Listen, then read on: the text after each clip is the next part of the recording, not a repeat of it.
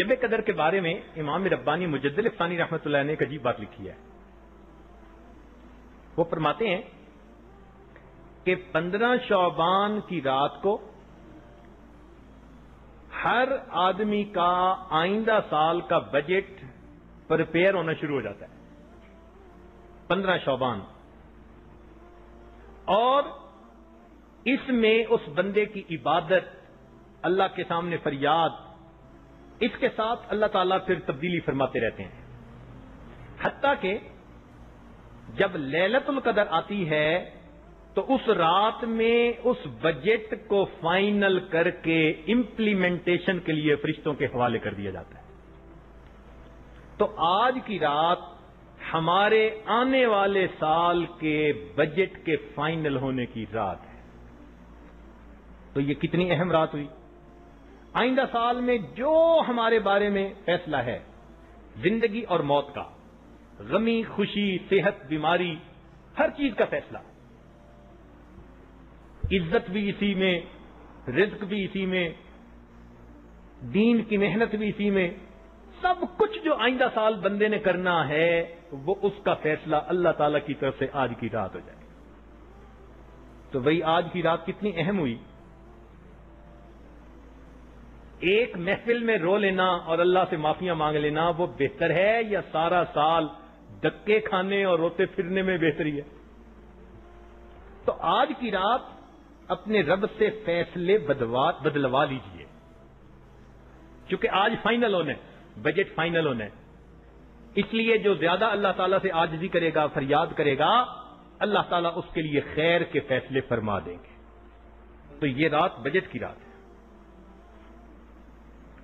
شب قدر کے بارے میں عبداللہ ابن عباس لانو کی ایک عجیب بات ہے. وہ فرماتے ہیں کہ میں نے ایک مرتبہ غور کیا تو میں نے دیکھا کہ 7 کا عدد اللہ کے ہاں بڑا مقبول ہے.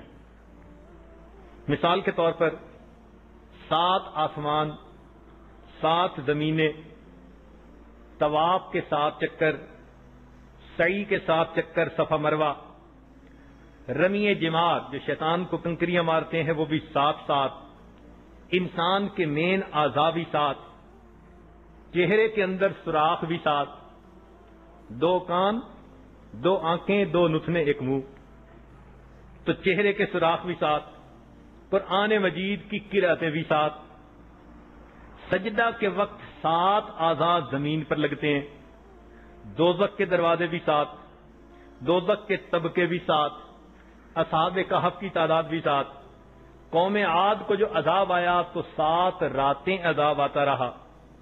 حضرت یوسف علیہ السلام کو ایک روایت کے مطابق 7 برس جیل میں رہنا پڑا، پھر 7 سال فراخی کے، 7 سال قحط کے. حج کے بعد 3 روزے تو وہی رکھنے ہوتے ہیں، بعد کے روزے بھی 7. اور ایوب علیہ السلام کی مصیبت جو تھی وہ بھی 7 سال رہی.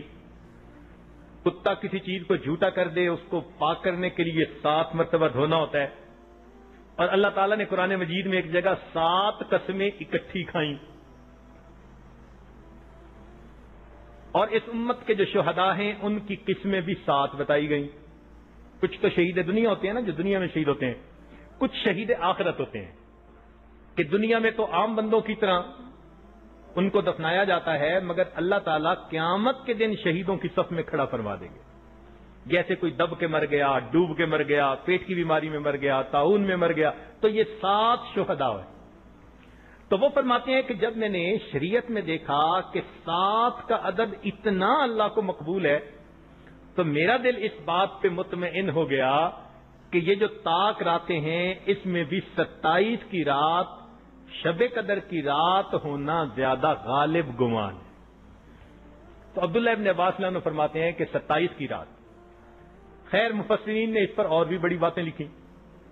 وہ فرماتے ہیں کہ اگر اس سورۃ القدر کے الفاظ گننے شروع کریں نا تو سلام کا جو لفظ ہے نا اس تک 27 لفظ ہو جاتے ہیں. تو اس سے بھی پتہ چلتا ہے کہ وہ جو سلامتی اترتی ہے وہ 27ویں رات میں اترتی ہے. خیر یہ تو اب اللہ جانے کون سی رات ہے. ایک بات بڑی پکی ہے کہ اللہ تعالیٰ کا ارشاد ہے حدیث قدسی انا عند ظن عبدی بھی، میں بندے کے ساتھ اس کے گمان کے موافق فیصلہ کرتا ہوں۔ تو جب ساری قوم یہ گمان لے کے بیٹھے کہ آج شب قدر ہے، تو نبی ہوگی تو وہ شب قدر کی طرح ہی دعائیں قبول فرما لے۔ آخر فرمان تو اسی کا ہے نا کہ میں گمان کے مطابق معاملہ کر دیتا ہوں۔ تو ہم تسلی سے آج دعا مانگیں کہ انشاءاللہ ہم نے آج اپنے مالک و خالق کو منا کے اٹھنا ہے۔ نبی علیہ الصلوۃ والسلام سے شب قدر کی کچھ نشانیاں بھی احادیث میں منقول ہے۔ ایک نشانی کہ اس سے اگلے دن سورج بغیر شعاؤں کے نکلتا ہے، یعنی جیسے چاند بغیر شعاؤں کے ہوتا ہے، ایسے اگلے دن جو سورج نکلتا ہے وہ بغیر شعاؤں کے ہوتا ہے۔ وہ رات بڑی کھلی اور دھلی ہوتی ہے، نہ زیادہ ٹھنڈی ہوتی ہے نہ زیادہ گرم ہوتی ہے۔ اس رات آسمان کے اوپر ستارے ٹوٹتے نظر نہیں آتے، یہ بھی ایک اس کی پہچان بتائی گئی۔ ایک خاص لمحہ ہوتا ہے، چند منٹوں کا یا سیکنڈوں کا یا اللہ جانے کیا ہے، اس لمحے میں جب وہ خاص رحمت اترتی ہے تو محدثین نے لکھا کہ درخت بھی اللہ کے ہاں سجدہ ریز ہو جاتے ہیں۔ اب اس کیفیت کو ہم نہیں سمجھ سکتے، جن کو اللہ نے باطن کی بصیرت دی ہوتی ہے وہ اس کیفیت کو سمجھتے ہیں۔ اور کھاری پانی بھی میٹھا ہو جاتا ہے، اور یکدم پورے دنیا کے اندر یعنی پوری جو ہے نا جگہ پر ایک نور آ جاتا ہے۔ تو یہ کچھ نشانیاں بھی بتائی گئیں۔ سیدہ عائشہ صدیقہ رضی اللہ تعالی عنہا ام المؤمنین، جن کی وجہ سے امت کو بہت نفع ہوئے، بہت فائدے ہوئے۔ ایک فائدہ یہ بھی ہوا کہ انہوں نے نبی علیہ الصلوۃ والسلام سے یہ سوال پوچھا، اے اللہ تعالیٰ کے پیارے محبوب صلی اللہ علیہ وسلم، اگر میں شب قدر پالوں تو کیا دعا کروں؟ کتنا پیارا سوال پوچھا۔ امت کی والدہ نے ایسا سوال پوچھا، اللہ تعالیٰ ہماری طرف سے ان کو اپنی شان کے مطابق اجر عطا فرمائے۔ تو نبی علیہ السلام نے فرمایا کہ اس کو چاہیے کہ وہ یہ دعا پڑھے، اللہم انک عفو تحب العفو فاعف عنی، اے اللہ تو معاف کر دینے والا ہے اور معاف کرنے کو پسند کرتا ہے، اے اللہ مجھے بھی معاف فرما دے۔ بہت مختصر اور بہت ہی جامع دعا ہے، تو یہ دعا یاد کر لیجئے۔ اگر عربی نہیں آتی تو چلو مفہوم یاد رکھ لیجئے کہ ہم نے آج کی رات اللہ رب العزت سے یہ دعا مانگنی ہے۔ لیکن حدیث پاک میں آتا ہے، آج فجر کی نماز کے بعد بھی یہ حدیث پاک پڑھی گئی کہ شب قدر میں سب بندوں کی بخشش ہو جاتی ہے سوائے 4 آدمیوں کی۔ 4 آدمیوں کی شب قدر میں بھی بخشش نہیں ہوتی۔ ہم ویڈیو کے نیچے سبسکرائب کے بٹن پہ کلک کریں، بیل کے آئیکن پہ کلک کیجئے تاکہ ہر نئی ویڈیو کی نوٹیفیکیشن آپ کو مل جائے، اور تھمز اپ کا بٹن دبا کر اس ویڈیو کو لائک کریں۔